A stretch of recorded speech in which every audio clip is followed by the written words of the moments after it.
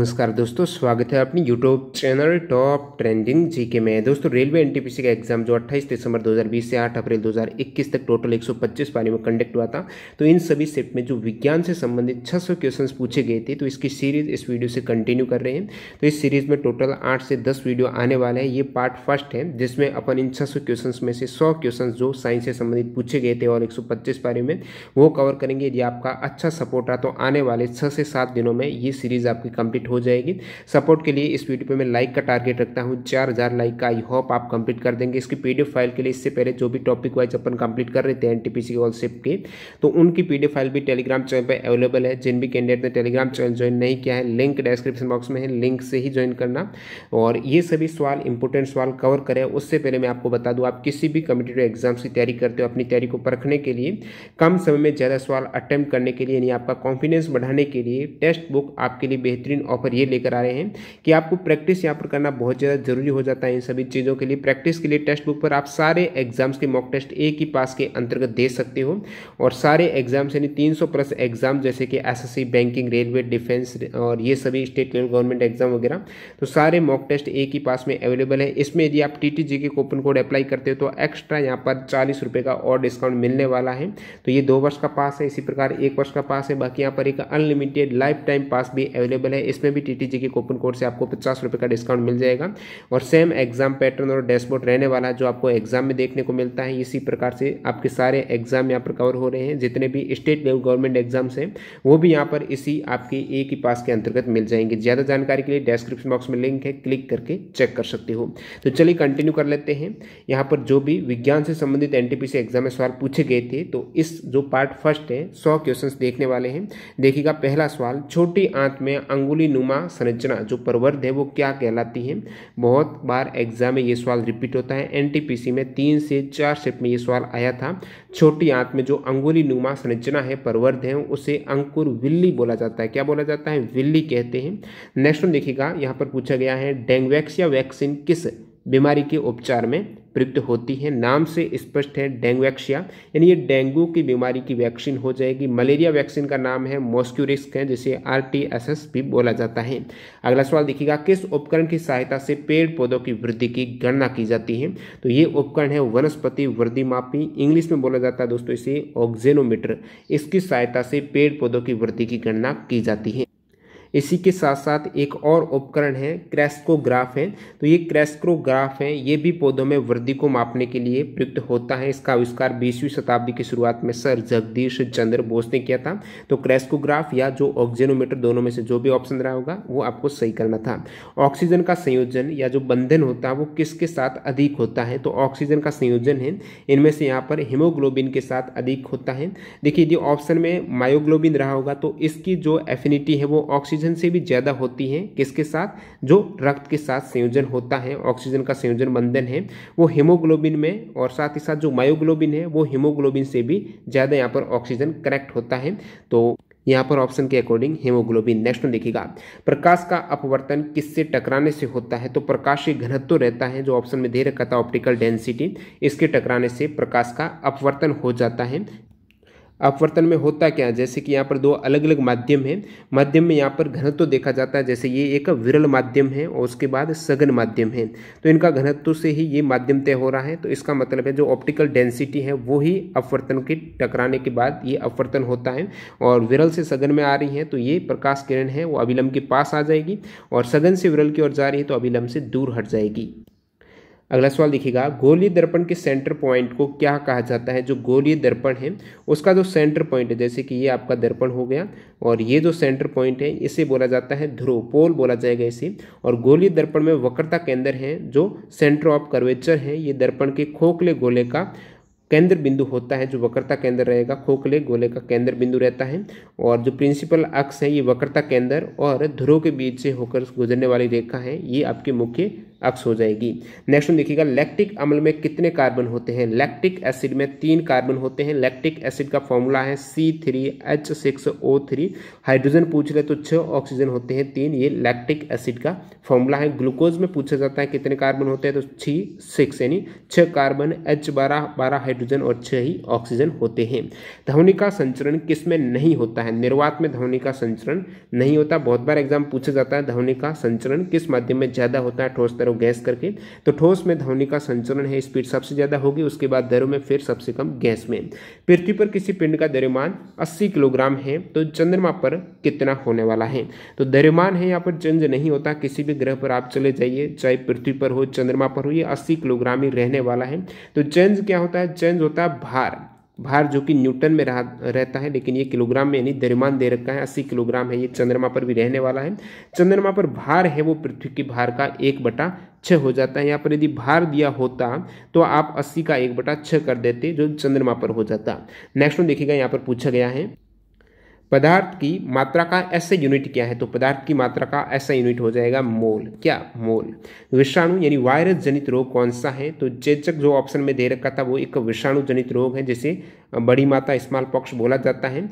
और चेचक के टीके का जो आविष्कार किया था, काफ़ी इंपॉर्टेंट फैक्ट है, बहुत बार एग्जाम में आता है, वो चिकित्सक एडवर्ड जेनर के द्वारा किया गया था 1976 में चेचक के टीके का आविष्कार। जो आपके सवाल दे रखा था वायरस जनित रोग कौन सा, तो इसकी ट्रिक आपको पता होना चाहिए, बहुत बार बता चुका हूं मैं। रेखा हमें हिट करके पोइचे छोड़ गई। वैसे जो भी रोग से संबंधित एनटीपीसी में जितने भी सवाल पूछे गए थे, इसका अलग से वीडियो बनाया हुआ आप प्लेलिस्ट में जाकर देख सकते हो, लिंक डिस्क्रिप्शन बॉक्स में है।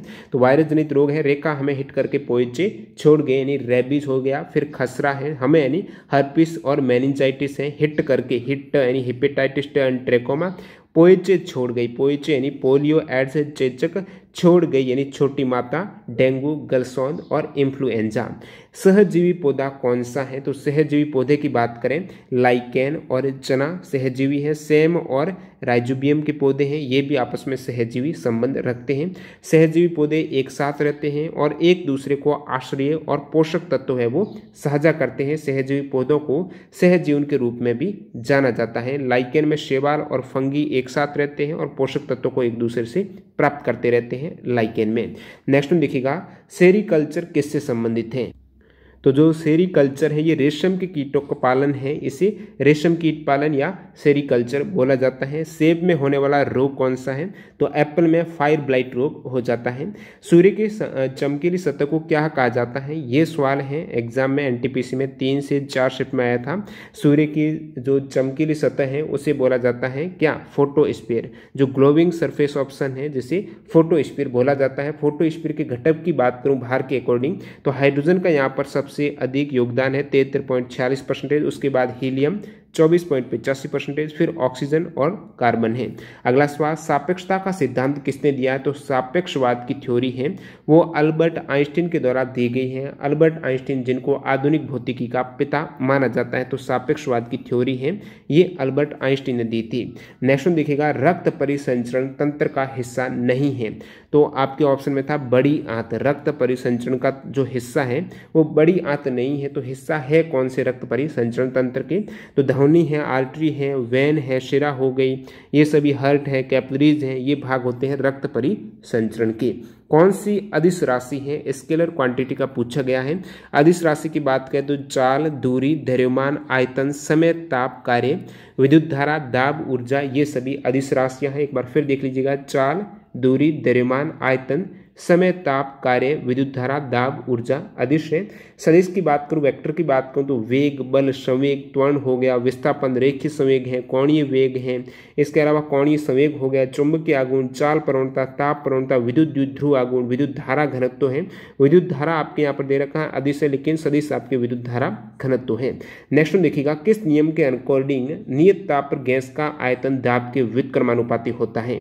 तो ये बोयल का नियम से संबंधित पूछा था, आपको दे रखा था नियत ताप पर, ताप यहाँ पर कांस्टेंट है तो गैस का जो आयतन है वो दाब के व्युत्क्रमानुपाती होता है, मतलब आप दाब बढ़ाएंगे तो आयतन तो कम होना ही है, तो ये बोयल्स का नियम कहता है। इसके अलावा जो भी गैस के नियम से सवाल पूछे जाते हैं वो आपको पता होना चाहिए। चार्ल्स का नियम पूछा जाता है, एवोगाद्रो है, डाल्टन का नियम हो जाएगा, गैलुसाक का नियम, ये सभी मैं बता देता हूँ। देखिए चार्ल्स का नियम क्या कहता है, चार्ल्स के नियम में, बोयल के नियम में ताप स्थिर था और जो आयतन था वो दाब के व्युत्क्रमानुपाती। चार्ल्स का नियम है कि दाब आपको कांस्टेंट रखना है और गैस का द्रव्यमान है, जैसे कि आयतन है, किसी गैस के द्रव्यमान का आयतन है वो तापमान के समानुपाती है। आयतन है ये तापमान के समानुपाती, यानी तापमान बढ़ेगा तो आयतन बढ़ेगा, यदि यहाँ पर दाब स्थिर रहे, तो ये चार्ल्स का नियम कहता है। एवोगाद्रो का नियम क्या कहता है, एग्जाम में पूछा हुआ एनटीपीसी में, कि समान ताप एवं दाब पर सभी गैसों में समान आयतन में अणुओं की संख्या भी समान होती है।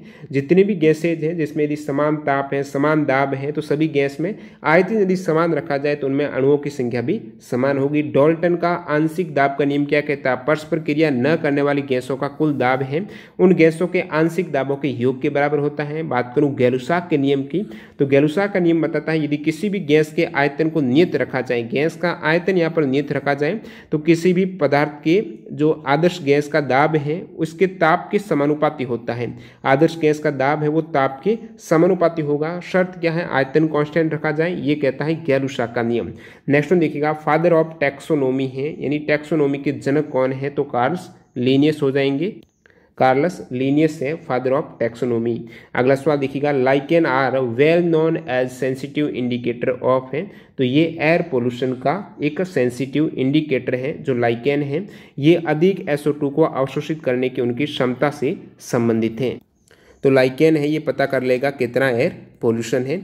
चूने के पानी का सूत्र आपको पूछा गया है, तो ये कैल्शियम हाइड्रोक्साइड हो जाएगा। चूने के पानी का फॉर्मूला ऑफ लाइम वाटर है कैल्शियम CaOH का होल ट्वाइस है। अब मैं बात कर लेता हूं जो प्रमुख फॉर्मूलों से अक्सर सवाल पूछे जाते हैं रासायनिक सूत्र से, जो आपकी केमिस्ट्री में बिना बुझे हुए चूना, जिसे क्विक लाइम बोला जाता है, तो बिना बुझा हुआ चूना है वो कैल्शियम ऑक्साइड हो जाएगा, CaO हो जाएगा। बुझा हुआ चूना जो पूछा गया था चूने के पानी, ये कैल्शियम हाइड्रोक्साइड है, CaOH का होल ट्वाइस है। साधारण नमक NaCl है। बेकिंग सोडा है ये सोडियम बाइकार्बोनेट है, NaHCO3 है।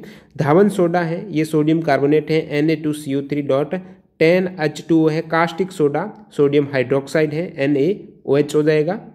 नेक्स्ट बात करूँ सुहागा का, तो Na2B4O7 और 10H2O, ये सुहागा का फॉर्मूला। फिटकरी का यहाँ पर देख सकते हो, पोटेशियम सल्फेट और साथ में एल्यूमिनियम सल्फेट, और जल के कितने अणु हैं, 24 अणु हैं। तो K2SO4 Al2SO4 का होल थ्राइज और 24H2O, ये फिटकरी का फॉर्मूला है, काफ़ी बार एग्जाम में आता है। और लाल दवा केमनोफॉर है, कास्टिक पोटास है, KOH है, विरंजक चूर्ण भी एग्जाम में आता रहता है, तो CaOCl2 विरंजक चूर्ण का है। शोरा का है KNO3। जिप्सम का, ये भी इंपॉर्टेंट है, POP और जिप्सम दोनों ही।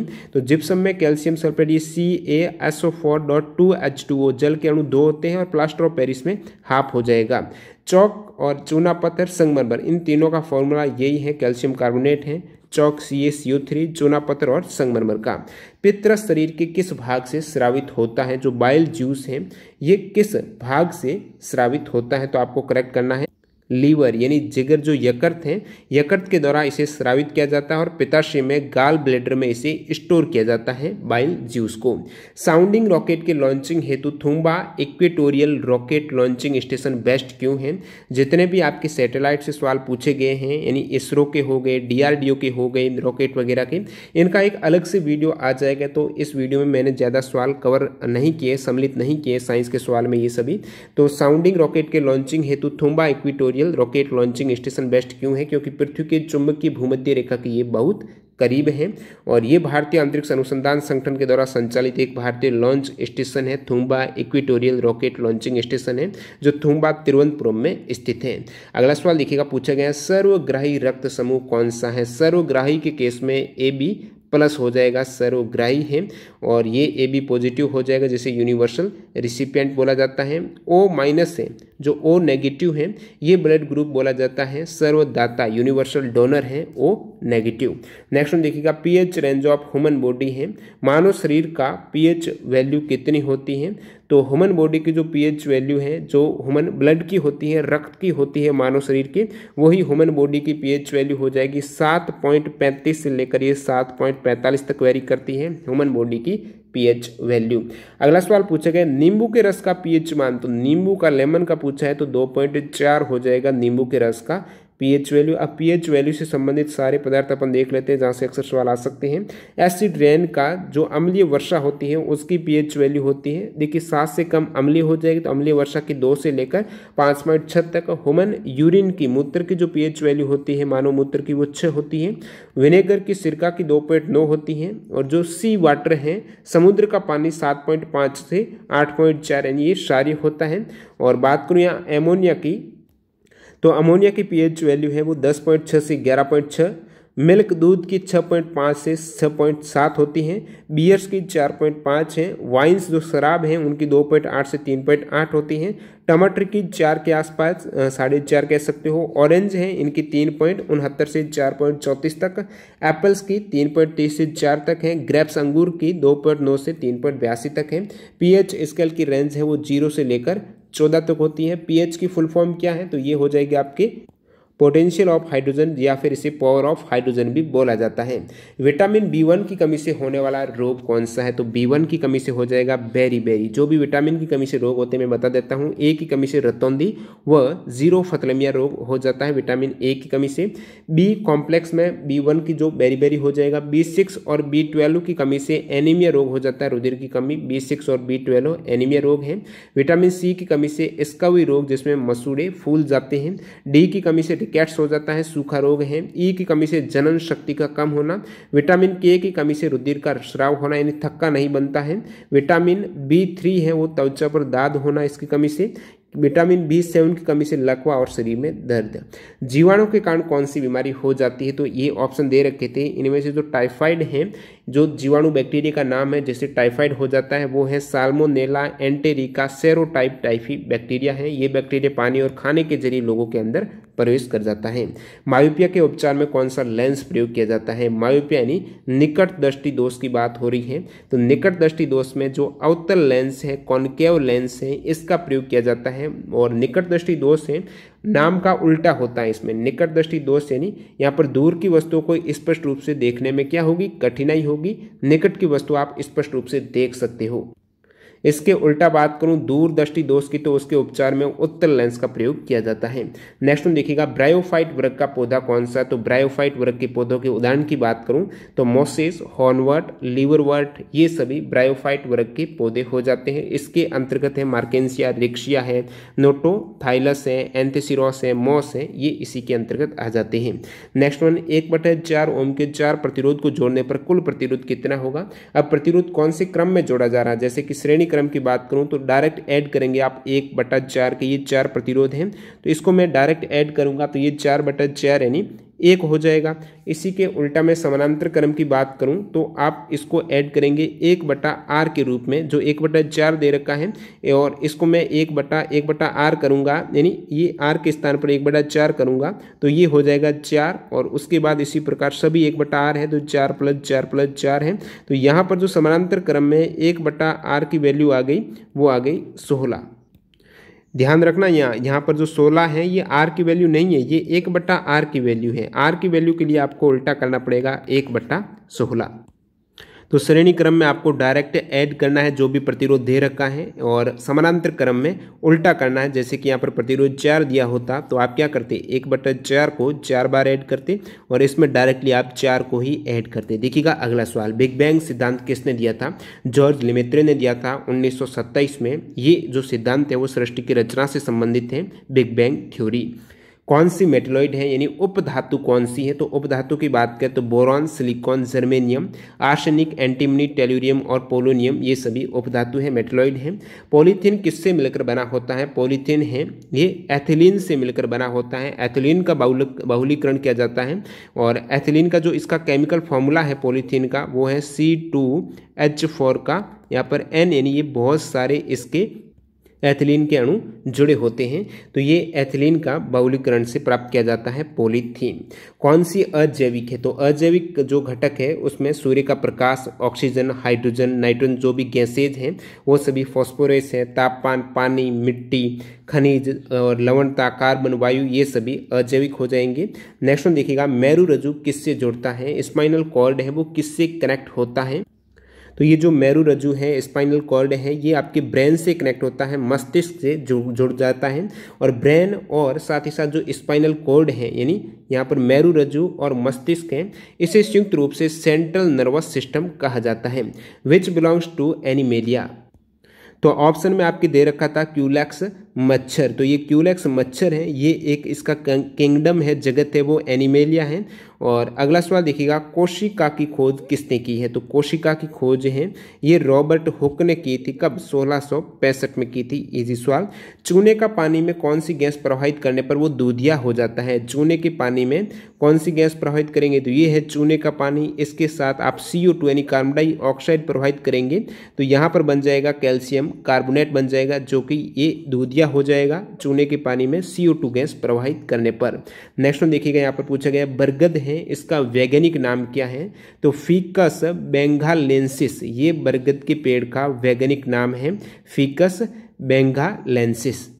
बात करूं आम के पेड़ का वैज्ञानिक नाम है, तो आम का है मैग्नीफेरा इंडिका। एप्पल का आगे एग्जाम में पूछा भी गया है, तो मालस डोमेस्टिका है, ये एप्पल का वैज्ञानिक नाम है। बल की इकाई क्या है? इजी सवाल, न्यूटन हो जाएगा। जल का आपको हिमांक बिंदु फ्रीजिंग पॉइंट पूछा है, जहां पर जल है वो बर्फ बन जाएगा, हिमांक बिंदु फ्रीज हो जाएगा। ये भी केल्विन में पूछा है, आप सभी को पता है जल का फ्रीजिंग पॉइंट 0 डिग्री सेंटीग्रेड है। अब सेंटीग्रेड को सेल्सियस को केल्विन में कन्वर्ट करने के लिए आप प्लस 273 इसमें ऐड करेंगे, 273.15, तो ये हो जाएगा आपकी केल्विन में फ्रीजिंग पॉइंट है 273.15 केल्विन है। बॉइलिंग पॉइंट जो जल का रहता है वो आपके हो जाएगा 373.15 केल्विन है, क्योंकि 100 डिग्री सेंटीग्रेड पर जल उबलता है, जो बॉयल होता है, तो बॉइलिंग पॉइंट है 100 डिग्री सेंटीग्रेड है। सेंटीग्रेड को केल्विन बदलने के लिए 273.15 ऐड करेंगे तो 373.15 हो जाएगा इसका बॉइलिंग पॉइंट। देखिएगा अगला सवाल। नेक्स्ट वन है मेथेन का सूत्र क्या है? तो CH4 है, ये मेथेन का सूत्र हो जाएगा, जिसमें एक कार्बन होता है। अगला तन्यता है, इसको आपको परिभाषित करना था। तन्यता की परिभाषा क्या है? तो किसी ठोस पदार्थ की तनाव डालने पर उसे खींचकर आकार बदल लेने की क्षमता को ही तन्यता बोला जाता है। जैसे कि धातु को यदि खींचकर उसमें तार बनाया जाता है तो वो तन्यता का गुण हो जाएगा उस धातु का। जैसे सोने में सबसे अधिक तन्यता का गुण पाया जाता है। और फैक्ट बताऊं तो 1 ग्राम सोने से 2 किलोमीटर लंबा तार खींचा जा सकता है, इतना सबसे ज्यादा ये तन्यता का इसमें गुण पाया जाता है। तन्यता के साथ साथ आपको आघात वर्धनीयता का पता होना चाहिए। तो किसी पदार्थ की दबाव या आघात पड़ने पर, चोट करने पर बिना टूटे आकार बदल लेने की क्षमता को उसकी आघात वर्धनीयता का गुण बोला जाता है। जैसे कि कुछ धातुओं को पीटकर उनकी पतली चादरें बनाई जाती हैं, जो यहाँ पर चांदी और सोना सबसे ज्यादा आघात वर्धनीय है। हेपेटाइटिस रोग किससे होता है? तो हेपेटाइटिस रोग है ये हेपेटाइटिस ए एक विषाणु है, तो ये विषाणु जनित रोग हो जाएगा। नेक्स्ट में देखेंगे यहाँ पर कॉलीफ्लावर पूछा गया, फूल गोभी किस प्रकार का पुष्प है? तो यूनिसेक्सुअल और बाइसेक्सुअल, ये ऑप्शन इसमें दे रखी थी। नेक्स्ट वन, न्यूटन के गति के प्रथम नियम को क्या कहते हैं? न्यूटन के गति का प्रथम नियम है जिसे जड़त्व का नियम बोला जाता है। सेकंड नियम को संवेग का नियम बोलेंगे। और जो तीसरा नियम है, 3 नियम दिए थे न्यूटन ने, वो है क्रिया प्रतिक्रिया का नियम है, rule of action and reaction. अगला सवाल देखिएगा, चींटी के डंक में कौन सा एसिड पाया जाता है? जो कि बहुत बार एग्जाम में पूछा जाता है। चींटी के डंक में जो एसिड पाया जाता है फॉर्मिक अम्ल बोला जाता है, जिसका यूपीएससी नाम है मेथेनोइक एसिड। अगला सवाल देखिएगा, पूछा गया है वायरलेस टेक्नोलॉजी के आविष्कारक, जो ब्लूटूथ है यहाँ पर वायरलेस टेक्नोलॉजी यानी ब्लूटूथ के आविष्कारक यहाँ पर पूछा गया है। तो ब्लूटूथ के आविष्कारक हैं जैप हडसन। तो जैप हडसन है, इन्होंने 1994 में ब्लूटूथ का आविष्कार किया था। आयरन, गोल्ड, सिल्वर, स्टील में अलग कौन सा है, विषम कौन सा है? तो स्टील अलग हो जाएगा, क्योंकि ये सभी धातुएं हैं और स्टील एक मिश्र धातु है। बाकी सभी तत्व है या फिर जो धातुएं हैं और स्टील एक मिश्र धातु है, यानी 2 से अधिक या 2 धातु से मिलकर बनी होती है। तो स्टील किससे बना होता है? लोहा, कार्बन और अन्य तत्वों से ये बना होता है स्टील, तो ये मिश्र धातु हो जाएगा। कौन सा एक वसा ऊतक है? वसा ऊतक की बात करें तो ये एडिपोज टिश्यू हो जाएगा। ये एक बॉडी फैट है, एडिपोज टिश्यू है जो एक लूज कनेक्टिव टिश्यू रहता है। Oxygen, fluorine, nitrogen and argon में अक्रिय गैस कौन सी है? तो अक्रिय गैस यानी ग्रुप 18 की बात हो रही है, जिसमें हीलियम, नियोन ये सभी गैसेज हैं। और इसमें ऑर्गन भी अक्रिय गैस आ जाती है, ये अक्रिय नहीं है। अक्रिय कौन सी है? Helium, neon, organ, xenon, radon, krypton ये सभी। हरे पेड़ पौधे प्रकाश की उपस्थिति में प्रकाश संश्लेषण के द्वारा अपना भोजन स्वयं बनाते हैं, तो ऐसे पौधों को क्या कहा जाता है? जो पौधे प्रकाश संश्लेषण के माध्यम से अपना भोजन स्वयं बनाते हैं, तो ये हरे पेड़ पौधे हैं। इसे स्वपोषी बोला जाएगा, ऑटोट्रॉफ बोला जाएगा। Which part acquires the information in the neuron? तो न्यूरॉन में कौन सा हिस्सा जानकारी प्राप्त करता है? तो न्यूरॉन में डेंड्राइट जो हिस्सा मैं आपको बता देता हूं, ये न्यूरॉन की संरचना है जिसमें डेंड्राइट है, ये जानकारी प्राप्त करता है। ये एक्सॉन हो जाएगा और ये सेल बॉडी है। और इसमें मैं बात करूं एक्सॉन की, एग्जाम में पूछा जाता है, तो जो न्यूरॉन का वह हिस्सा जिसके माध्यम से सूचना विद्युत आवेग के रूप में ट्रेवल करती है, तो ये हिस्सा है एक्सॉन। पेट की अम्लता से रक्षा कौन करता है? म्यूकस करता है पेट की अम्लता से रक्षा। नेक्स्ट में देखिएगा, कितने डिग्री सेंटीग्रेड तापमान बढ़ने पर अभिक्रिया का वेग दुगुना हो जाता है? तो अभिक्रिया का वेग दुगुना हो जाता है प्रत्येक 10 डिग्री जो तापमान बढ़ जाएगा वहां पर अभिक्रिया का वेग दुगुना हो जाएगा। तो तापमान में प्रत्येक 10 डिग्री वृद्धि के लिए प्रतिक्रिया की दर है वो दोगुनी हो जाती है। पेड़ों में जड़ से पत्तियों में जल को कौन सा ऊतक ले जाता है? तो जल का जो पत्तियों से उल्टा जड़ से पत्तियों में जो जल जाता है पेड़ पौधों में, वो जाइलम ऊतक के द्वारा जाता है। और जो पोषक तत्व है यानी जो भोजन जाता है, तो भोजन है ये फ्लोएम ऊतक के माध्यम से जाता है। तो जल के लिए जाइलम और भोजन के लिए फ्लोएम। भोजन के पाचन में सहायक कौन सी ग्रंथियां हैं? तो भोजन के पाचन में लार ग्रंथियां सहायक होती है जिसमें एमाइलेज एंजाइम होता है। नेक्स्ट में देखिएगा, पूछा गया अल्टीमीटर, बैरोमीटर और थर्मोमीटर हैं, इन तीनों को क्या कह सकते हैं? तो ये मापन यंत्र हैं। बैरोमीटर का प्रयोग है वायुमंडलीय दाब को मापने में होता है, थर्मोमीटर तापमान के मापने के लिए, और जो अल्टीमीटर है जिसे हिंदी में तुंगता मापी बोलते हैं, तो ऊंचाई मापन के लिए इसे प्रयोग में लिया जाता है, एल्टीट्यूड के लिए। धनावेशित आयन को क्या कहा जाता है? तो पॉजिटिवली जो चार्ज आयन है इसे बोला जाएगा cation. Positively charge ion are called cation. और नेगेटिव जो नेगेटिव ऋणावेशित आयन है उसको एनायन बोला जाता है। अगला सवाल, 287 जो इलेक्ट्रॉनिक विन्यास है वो किसका है? 287 है। तो परमाणु क्रमांक यहाँ पर कितने हो जाते हैं? 17 जो क्लोरीन का हो जाएगा। ओजोन के एक अणु में कितने ऑक्सीजन होते हैं? तो ओजोन का फॉर्मूला O3, तो आप कह सकते हैं एक अणु में 3 ऑक्सीजन है। मोलर मास है ये आपके हो जाएगा 48 ग्राम पर मोल। नेक्स्ट में देखिएगा, किसी कोशिका का 2 भागों में विभाजित होकर 2 नई कोशिकाओं का निर्माण करना क्या कहलाता है? तो किसी एक कोशिका का 2 भागों में विभाजित होकर 2 नई कोशिकाओं का निर्माण द्विखंडन कहलाता है, बाइनरी फिजन कहलाता है। जैसे कि अमीबा में द्विखंडन होता है, पैरामीशियम में और लेशमेनिया में, इन सभी में द्विखंडन देखने को मिलता है। ये आपको उदाहरण याद रखना है, बाइनरी फिजन किस में होता है? तो अमीबा, पैरामीशियम और लेशमेनिया में।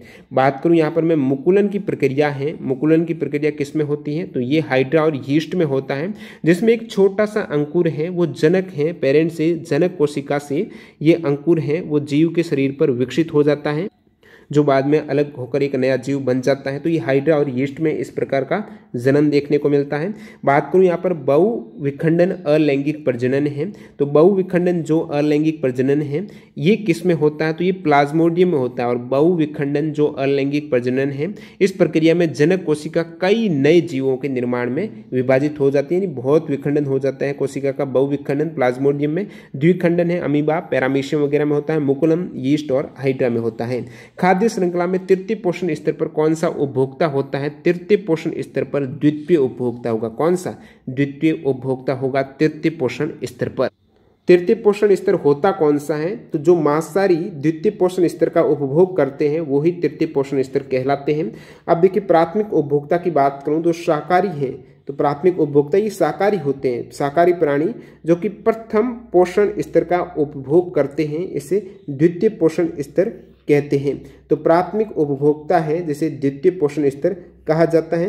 प्रथम पोषण स्तर में उत्पादक जो हरे पौधे होते हैं वो प्रथम पोषण स्तर, और इन पौधों का जो यहाँ पर पोषण स्तर के रूप में काम करेगा वो प्राथमिक उपभोक्ता है जो शाकाहारी होगा, क्योंकि ये हरे पेड़ पौधे हैं इनको ग्रहण करेगा, ये तो शाकाहार है, तो ये प्राथमिक उपभोक्ता है, ये द्वितीय पोषण स्तर पर आ जाएगा। प्रथम पोषण स्तर पर जो पेड़ पौधे अपना भोजन स्वयं बनाते हैं। और फिर बात करूँ यहाँ पर मैं पोषण स्तर 4 की इसके अंतर्गत मनुष्य को सम्मिलित किया जाता है। मनुष्य अपने पोषण के लिए ये तीनों पोषण स्तर पर डिपेंड करता है। अगला सवाल, कार्बन के अपरूप कौन सा है? कार्बन के 3 अपरूप है, हीरा, ग्रेफाइट और फुलरिन है। अपरूप होता क्या है? एलोट्रॉप होता क्या है? तो जब एक तत्व 2 या अधिक रूपों में पाया जाता है, एक ही तत्व है 2 से अधिक रूपों में पाया जाता है जिनके गुण धर्म एक दूसरे से भिन्न होते हैं, तो उस तत्व के इस गुण को अपरूपता कहा जाता है। जैसे कि हीरे में कार्बन में 3 अपरूप है, हीरा, ग्रेफाइट और फुलरिन है। भारत का त्रिचरण नाभिकीय कार्यक्रम है, उसका प्रोग्राम के जनक किसे कहा जाता है? तो भारत के त्रिचरण नाभिकीय कार्यक्रम के जनक हैं, ये योजना है होमी जहांगीर भाभा के द्वारा 1950 के दशक में बनाई गई थी। तो ये जनक है होमी जहांगीर भाभा, जो त्रिचरण नाभिकीय कार्यक्रम है इनके जनक हैं। और जो इंडियन न्यूक्लियर प्रोग्राम है इनके भी जो फादर है वो होमी जहांगीर भाभा हैं। भारतीय अंतरिक्ष कार्यक्रम के जनक कौन है? तो विक्रम साराभाई हैं। संवेग का फॉर्मूला पूछा है, संवेग क्या होता है? तो ये हो जाएगा आपके P बराबर mv होता है, m यानी द्रव्यमान, v यानी वेग हो जाएगा आपकी वेलोसिटी। तो जो मोमेंटम संवेग है वो द्रव्यमान गुणा वेग हो जाएगा।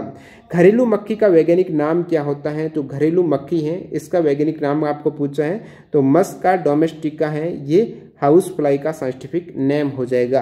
आर्टिफिशियल इंटेलिजेंस है, इनके जनक फाउंडर कौन है? तो जॉन मैकार्थी हैं, AI आर्टिफिशियल इंटेलिजेंस के जनक हैं।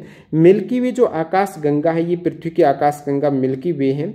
इसके नज़दीक, इनके सबसे नज़दीक गैलेक्सी कौन सी है? तो मिल्की वे के सबसे नज़दीक जो गैलेक्सी है उसका नाम है एंड्रोमेडा गैलेक्सी है, ये मिल्की वे के सबसे नज़दीक है। जीवों के शरीर की संरचनात्मक एवं क्रियात्मक इकाई क्या कहलाती है? तो जीवों के शरीर की संरचनात्मक एवं क्रियात्मक इकाई है वो सेल हो जाएगी, कोशिका हो जाएगी। एग्जाम में पूछा जाता है कोशिका के अध्ययन को क्या कहा जाता है? तो कोशिका के अध्ययन में जो विज्ञान की शाखा है इसे साइटोलॉजी बोला जाता है, जिसकी खोज कोशिका के रॉबर्ट हुक ने 1665 में की थी। और जो कोशिका की यहाँ पर बात हो रही है तो सबसे छोटा जो कोशिकांग है, सेल ऑर्गेनाइल है, वो राइबोसोम है। मानव शरीर की सबसे बड़ी कोशिका है वो है कोशिका तंत्रिका तंत्र। न्यूरॉन जो तंत्रिका तंत्र है वो मानव शरीर की सबसे बड़ी कोशिका हो जाएगी। अगला सवाल देखिएगा, पूछा गया है सूर्य के प्रकाश के स्पेक्ट्रम में फर्स्ट एंड लास्ट कलर कौन सा होता है? तो विबज्योर यदि आपको पता होगा तो ये आपके वायलेट और लास्ट में रेड, तो वायलेट और रेड हो जाएगा। इंडिगो, ब्लू, ग्रीन, येलो जो ऑरेंज हैं, ये 7 कलर हैं सूर्य के प्रकाश के स्पेक्ट्रम में। बहुत उच्च तापमान किससे मापा जाता है? यानी बहुत ज़्यादा उच्च तापमान को मापने के लिए जो उपकरण का नाम है वो है ताप विद्युत उत्तापमापी। क्या है? ताप विद्युत उत्तापमापी, जिसे पायरोमीटर बोला जाता है। और इस उत्तापमापी का मतलब है दूर स्थित वस्तुओं के ताप को ज्ञात करने हेतु इसका प्रयोग किया जाता है। पायरोमीटर है जो बहुत उच्च तापमान को मेजर कर सकता है। कौन सी नोबल गैस नहीं है? तो 18वां ग्रुप के जो भी एलिमेंट हैं ये बता चुका हूँ, helium, neon, argon, krypton, xenon और रेडॉन। जो ब्लड प्रेशर है, बीपी के कंट्रोल के लिए आयुर्वेदिक मेडिसिन कौन सी है? तो बीपी के कंट्रोल के लिए जो आयुर्वेदिक मेडिसिन है इसमें प्रमुख रूप से ये है सर्पगंधा हो गया, जामुन हो गया, तुलसी हो गया। इनमें से कौन सी हो जाएगी? सर्पगंधा है, ये यूज़ की जाती है ब्लड प्रेशर को कंट्रोल करने के लिए। तो ये जो ऑप्शन दे रखे थे बीपी के नियंत्रण के लिए आयुर्वेदिक मेडिसिन है, इनमें से सर्पगंधा करेक्ट आंसर है। नेक्स्ट वन देखिएगा, पूछा गया है नेशनल साइंस डे कब मनाया जाता है? तो राष्ट्रीय विज्ञान दिवस है, ये 28 फरवरी को मनाया जाता है। 28 फरवरी को ही क्यों मनाया जाता है? क्योंकि इसी दिन 28 फरवरी 1928 को भारतीय भौतिक विज्ञानी नाम है सर CV रमन के द्वारा रमन प्रभाव की खोज की गई थी। तो इस दिन को चिन्हित करने के लिए 28 फरवरी को भारत में राष्ट्रीय विज्ञान दिवस मनाया जाता है। बाद में इस खोज हेतु 1930 में CV रमन को भौतिकी का नोबेल प्राइज भी दिया गया था।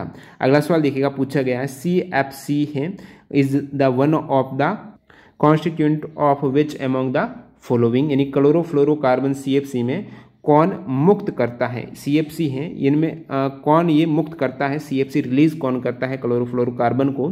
तो जो शीतलक हैं जैसे कि रेफ्रिजरेटर हो गया, AC हो गया, इनके द्वारा ये CFC है रिलीज की जाती है, जो ओजोन परत के लिए काफ़ी हानिकारक हैं। कौन सा संक्रामक रोग नहीं है? तो BP एक संक्रामक रोग नहीं है, तो ये BP करेक्ट हो जाएगा जो ऑप्शन में दे रखा था। ग्लूकोज किस में विखंडित होता है? ग्लूकोज है ये पाइरुवेट जो मॉलिक्यूल है इसके अंतर्गत विखंडित हो जाता है। ग्लूकोज की बात करूं तो जो ग्लाइकोलाइसिस होता है इसमें जो एक ग्लूकोज का मॉलिक्यूल है वो 2 पाइरुवेट मॉलिक्यूल में स्प्लिट हो जाता है, विभाजित हो जाता है। अगला सवाल देखिएगा, पूछा गया है अम्ल और क्षार में समानता क्या है? अम्ल और क्षार में समानता क्या है? तो समानता की बात करूं तो अम्ल और क्षार हैं, ये दोनों ही ये क्या produce ion in water solution है। तो पानी के विलयन में ये आयन को उत्पन्न करते हैं, अम्ल और क्षार दोनों ही पानी के विलयन में आयन उत्पन्न करेंगे। और क्या समानता है, और दोनों ही अम्ल और क्षार हैं ये गुड कंडक्टर ऑफ इलेक्ट्रिसिटी के काफ़ी अच्छे यहाँ पर सूचालक हैं। लिटमस किस पौधे से निकाला जाता है, लिटमस है ये लाइकेन के पौधे से प्राप्त किया जाता है। गति के नियम किसने दिए, न्यूटन ने दिए थे। यदि द्रव्यमान 14 किलोग्राम, वेग 2 मीटर पर सेकेंड है तो इसका संवेग क्या होगा, तो P बराबर mv होता है। यहाँ पर द्रव्यमान 14 किलोग्राम दे रखा है, वेग 2 मीटर पर सेकेंड। आपको यहाँ पर एक और चीज़ पता होना चाहिए, जो सवाल में क्या दे रखा है, किलोग्राम है, क्या ये ऐसा यूनिट है, मीटर पर सेकेंड क्या ऐसा यूनिट है। यदि ऐसा यूनिट नहीं है तो दोनों को एक यूनिट में लेके ही आपको यहाँ पर गणना करनी है। तो दोनों ही ऐसा यूनिट दे रखी है तो कोई दिक्कत नहीं है, डायरेक्टली आप इसको गुणा कर देंगे। जो किसान सिर्फ सब्जी उगाते हैं किस प्रकार की खेती कहलाती है, तो ये शाकीय विज्ञान हो जाएगी, जिसमें सब्जियों के उत्पादन से संबंधित विज्ञान है। इसे किसान नकदी फसल के रूप में लेते हैं। एक दोस्तों हार्टिकल्चर भी होता है, इसके अंतर्गत फल है, सब्जी है, पेड़ है, सुगंधित और मसाले वगैरह फसलें हैं, ये सभी इसके अंतर्गत आ जाती हैं हॉर्टिकल्चर में। नेक्स्ट में देखिएगा ग्रीन हाउस प्रभाव के लिए जिम्मेदार कौन सी गैस है, ये ऑप्शन दे रखे थे। ग्रीन हाउस प्रभाव के लिए जिम्मेदार इनमें से, तो ये कृषि करेक्ट होना चाहिए इनके अकॉर्डिंग। विकसित और विकासशील दोनों देशों में वैश्विक ग्रीन हाउस गैस उत्सर्जन में कृषि का प्रमुख योगदान रहता है। प्रकाश संश्लेषण के लिए कौन सी गैस आवश्यक है, तो फोटोसिंथेसिस के लिए कार्बन डाइऑक्साइड है। इसका जो मैं फॉर्मूला बताऊं आपको, तो प्रकाश संश्लेषण में होता क्या है कि प्रकाश ऊर्जा को रासायनिक ऊर्जा में बदला जाता है, जिसमें कार्बन डाइऑक्साइड की रिएक्शन जल के साथ होती है, सूर्य का प्रकाश होता है, तो ये बन जाता है आपकी ग्लूकोज और साथ ही साथ ऑक्सीजन मुक्त होती है। अगले सवाल की ओर मूव करते हैं। राइबोसोम किसका संश्लेषण करता है, तो राइबोसोम की बात करें तो ये प्रोटीन का संश्लेषण करता है, इसलिए राइबोसोम को प्रोटीन की फैक्ट्री बोला जाता है, जो कोशिका का अंग राइबोसोम है। नेक्स्ट में देखिएगा आधुनिक आवर्त सारणी में कितने ऊर्ध्वाधर कॉलम होते हैं, तो आवर्त सारणी की बात करें जो कॉलम होते हैं वो 18 होते हैं, और जो ये आवर्त होते हैं ये 7 होते हैं पीरियोडिक टेबल में। तारों का टिमटिमाना किस प्रकाशीय घटना का उदाहरण है, तारों का टिमटिमाना ये अपवर्तन के कारण होता है। वायुमंडल के जो अपवर्तन है, जो बहुत से कण होते हैं वायुमंडल में मौजूद हैं, जिससे प्रकाश टकराता हुआ आपको इस प्रकार आता हुआ दिखाई देगा, तो आपको लगेगा तारे टिमटिमा रहे हैं, तो ये वायुमंडलीय अपवर्तन के कारण। अगला सवाल देखिएगा पराबैंगनी किरणों से कौन सी गैस सुरक्षा करती है, तो O3 यानी ओजोन परत है, ये ही पराबैंगनी किरणों से अपनी सुरक्षा करती है, त्वचा वगैरह की। श्वसन के दौरान ग्लूकोज ऊर्जा प्रदान करने हेतु किसमें कन्वर्ट हो जाता है, तो श्वसन के दौरान है ग्लूकोज जो ऊर्जा प्रदान करता है वो एटीपी फॉर्म में, किसमें कन्वर्ट हो जाएगा, एटीपी में। अगला सवाल भारत का मानव युक्त प्रथम अंतरिक्ष यान का नाम क्या है, तो गगनयान है, जिसमें 3 लोगों को ले जाने के लिए तैयार किया गया है। ये मानव युक्त रहेगा, मानव जा सकता है अंतरिक्ष में। दंत रोग विशेषज्ञ दांतों के उपचार हेतु जो बड़ी छवि देखेंगे तो किस दर्पण का उपयोग करते हैं, दंत रोग विशेषज्ञ है अवतल दर्पण कॉनकेव मिरर का प्रयोग करते हैं। और जो कार का साइड मिरर रहता है, रियर व्यू के लिए जो मिरर रहता है वो उत्तल दर्पण से बना होता है। नेक्स्ट में देखिएगा जो छुई मुई का पौधा है टच मी नॉट का वैज्ञानिक नाम क्या है, तो साइंटिफिक नेम जो छुई मुई के पौधे का है वो है mimosa pudica. Number of bones in adults हैं, वयस्क शरीर में हड्डियों की संख्या होती है 206, और जो नवजात शिशु में हड्डियों की संख्या होती है वो लगभग 300 के आसपास होती है। अगला सवाल देखिएगा सबसे ज्यादा कार्बन किस कोयले में पाए जाते हैं, तो कोयले की जो 4 किस्म है, कार्बन की जो कोयले में 4 किस्में रहती हैं, तो कोयले की 4 किस्म पीट, लिग्नाइट, बिटुमिन्स, एंथ्रासाइट है। सबसे घटिया किस्म पीट प्रकार का जो कोयला है, और सबसे उत्तम है वो एंथ्रासाइट आपको पूछा गया था। सबसे ज़्यादा कार्बन है तो सर्वश्रेष्ठ जो कोयला रहेगा वो एंथ्रासाइट में, यानी यहाँ पर कार्बन की मात्रा सबसे अधिक है, तो उच्च गुणवत्ता हो जाएगी एंथ्रासाइट की, जिसमें कार्बन 94 से 98% तक मिलता है। अगला सवाल देखिएगा यहाँ पर मादा एनाफ्लीज मच्छर से कौन सा रोग हो जाता है, तो मलेरिया रोग है ये मादा एनाफ्लीज मच्छर से होता है। बात करूँ यहाँ पर मैं डेंगू की, तो डेंगू विषाणु के लिए जो वाहक मच्छर है वो एडिस मच्छर हो जाएगा। अंतिम सवाल देखिएगा इस वीडियो का, किस फसल के दौरान नाइट्रोजन स्थिरीकरण से मिट्टी की उर्वरता बढ़ जाती है, तो लेग्यूम जो क्रॉप है, फली वाले जो पौधे हैं, इस जो फसल है इसके दौरान नाइट्रोजन स्थिरीकरण होता है और मिट्टी की उर्वरता है वो बढ़ जाती है। नाइट्रोजन का स्थिरीकरण होता है क्या? देखिए एक्चुअल में जो वायुमंडल में है वो नाइट्रोजन रहती है मुक्त अवस्था में, तो वायुमंडल की मुक्त नाइट्रोजन गैस को नाइट्रोजन की यौगिक के रूप में परिवर्तित करने की प्रक्रिया को नाइट्रोजन का स्थिरीकरण कहलाता है। और जो फली वाले पौधे हैं उनकी जड़ों में सहजीवी जीवाणु वायुमंडल से जो सीधी डायरेक्ट जो मुक्त नाइट्रोजन है उसको ग्रहण करेगा और उसे नाइट्रेट में परिणत कर देगा, यौगिक में कन्वर्ट कर देगा, जो मिट्टी में चला जाता है। डायरेक्टली नाइट्रोजन ग्रहण नहीं होती है, इसको सबसे पहले नाइट्रोजन की यौगिक में बदलना होता है, जो पौधे कर देते हैं यहाँ पर, और पौधे मिट्टी से नाइट्रेट ग्रहण करके प्रोटीन का संश्लेषण करते हैं। तो इस प्रकार जो एनटीपीसी के ऑल 125 पारियों में विज्ञान से संबंधित 600 क्वेश्चन पूछे गए थे। इस सीरीज का ये पार्ट फर्स्ट यहाँ पर कंप्लीट हो गया, जिसमें 100 क्वेश्चन अपन ने कवर किया। वीडियो आपको कैसा लगा कमेंट बॉक्स में बताना। मैं यहाँ पर आशा करता हूँ आप सभी कैंडिडेट इस वीडियो में जो 4000 लाइक का टारगेट है वो कंप्लीट कर देंगे। तो नेक्स्ट वीडियो आपको जल्दी मिल जाएगा। इसी प्रकार के टोटल 600 क्वेश्चन है वो जल्दी कंप्लीट होने वाले हैं। वीडियो पूरा देखने के लिए आपका बहुत बहुत धन्यवाद। जो भी कैंडिडेट चैनल पर न्यू है तो चैनल को सब्सक्राइब करके बेल आइकन हिट कर देना। मिलते हैं ऐसे ही किसी नए वीडियो के साथ। वंदे मातरम। जय हिंद दोस्तों।